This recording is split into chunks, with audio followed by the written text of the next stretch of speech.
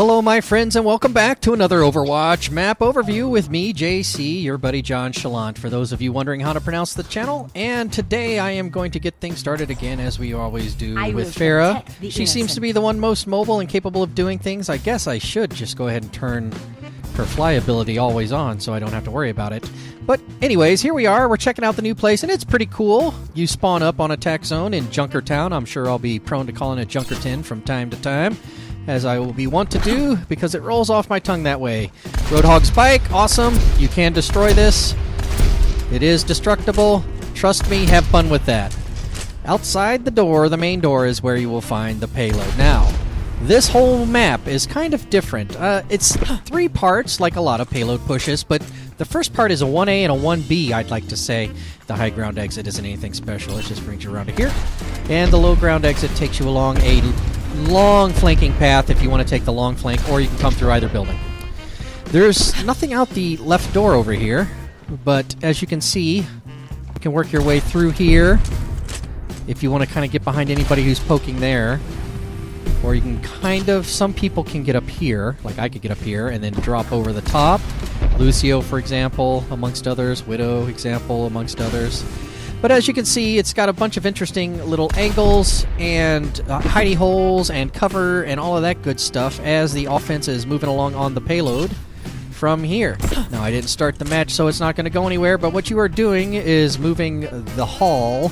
You're hauling the haul, if you will, to the bank vault inside here, or the hoard stash, if you will, inside Junkertown proper. So this is like the suburbs of Junkertown. Over here you have a garage. That's the first of many large health packs you'll find on this map. Up above, you will find nothing but a way through. This is that flank I told you about earlier. There's also flanks below, right? So 1A and 1B. We're still in 1A, and Junkertown's weird because it's, well, unusual, I should say, in that it's one of those maps where you might want to fight in the forward position, right near their spawn, because they've only got a couple ways out, one sneakier than the other two, you know, but that's about it. By the way, you can make this jump with a regular tune, right? Don't worry about it with most regular tunes, and you can make the jump back. And if you're worried about it, you can definitely rocket jump and things like that, right? Okay, so there's the first point. There's this bridge here, which I don't suspect many people will be on because it's pretty out in the open. I expect them to be hiding behind cover, you know, doing covering things, right? And holding the point. Oops, my bad. Over here is where it transitions back into 1B. 1B is all open space. It's kind of interesting. It's almost as if, like, you should let them come through here and play the whole thing like Junkertown. This is Junkertown, and have the whole crew up there. No, you can't come in, fighting them back and things like that. You know, this whole map makes for some fine machinima. There's some rooms I'll tell you about later. The defensive spawn rooms, for example, have some great bars in there and great scenes that you could do some machinima with. I think that you would find it enjoyable. Short path from the 2-part here comes through this door and up this path or around this path, right? So for those of you on defense, small health pack here, second large health pack here. So the large health packs are on the left side on defense, on the right side on attack, one small here. Sombra could really do well on this map because there's a lot of large health packs, and I have found that in, like, Mayhem, for example, it's awesome because you can keep everybody EMP'd most of the time. Alright, so here is the B part. It's all open. So Widows, for sure. Widows would have a good time there as well. But, like, Widows will be up here being able to pick. There's one door through there, and one door through there, and an upper ground, and you can walk behind the Junkertown sign, actually. I did want to point out this one little bit here. This is a dip that is kind of low ground, kind of foxhole-ish, right? Which, you know, still, you're only poking your head out, so only your head can get hit, you know? So understand that controversy there. Whoops, I shouldn't have done that. Good view here. I need to get back. I'm not going to make it. Good view here. But that could be a nice tracer path or a somber path to get back and behind. Hack somebody. Small health pack there for those of you who want to know where every health pack is. You know, some interesting stuff. Alright, so they get here and they get through the door. And, oops. Ooh. And get through the door. Down low here, this is just a high ground, so you can fall back from high ground coverage on defense to high ground coverage on defense B. And here's the 2-part. There are a lot of hallways from here on out.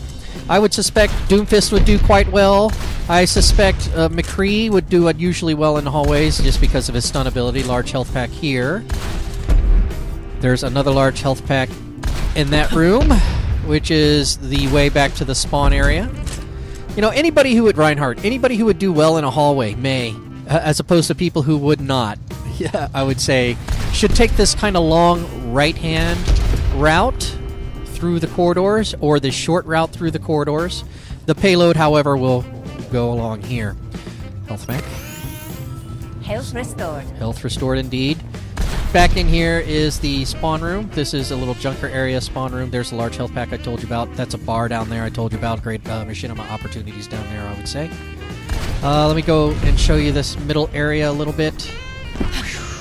Another large health pack here.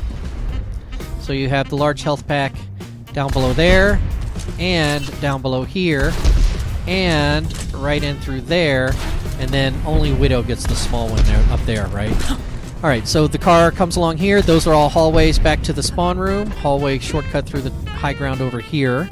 So there could be some high ground middle control here that would help alleviate the passage of time. So at this point, fighting in this section, both teams are probably spawning and getting back here to about the same amount of time.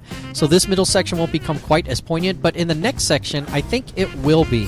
High ground entrance is to the point C, to the third point of the map. Right, and payload gets there. Wheel goes down. Wheel comes back up, so it relocks afterwards. So there will be a problem, perhaps, on attack coming back through these couple small points. All right, so the third point, really cool. A lot of cool stuff. Route up to the high ground right out in two-part. Real cool stuff here. All right, high ground. Middle section, fan blade. Be cautious because this thing will interrupt a lot of things. Rains from above. Just kind of wanted to reset that there. Boom, as you can see, it hits a ceiling. Mercies will have problem with this. I have had problems with Mercy. So people who fly in general, Lucio, actually I ran up there, ran into that, so May can get up there, but watch out for the sweeping blade. Some cool things you could do. Sombra turrets on the bottom, Torbjorn turret on top, etc., etc. Right? This path up and around, again, to the high ground from the second part. Alright, so the payload comes through here. Interesting element is the fan piece. The payload must go all the way out and around. Again, the hallways, good spot for people who are good in hallways to go. But you'll have to come out here and then return to that high ground. That high ground goes back over there. We'll talk about that in a second. The large health pack here is crucial because when you're defending, you'll be spawning back there and running through here. The payload's going to be less important than picking off any stragglers over here. And if you're on attack, same thing. You're going to want to come through here. So I would suggest getting that one big fight out of the way and pushing the payload as far as you can, and then getting the other big fight out of the way to try to get the payload quickly moved, because it's going to be a difficult push, I think, on offense around here. Once people start getting a feel for the fact that the payload is not going to be as pivotal. Maybe. I mean, the payload's pivotal, but I think that might be an interesting element that might develop. We'll see what happens. Here is that high ground. Oh, I guess you can get out there. High ground over to here. That will lead down into the spawn for when you're defending the first part. Again, this is the final spawn. Little micro satellite bar here. And there, again, some good machinima opportunities. And then, of course, the payload comes here and you win. Hallways, and my Rock of Ages place to hang out. Wait, that's not what I wanted. This is.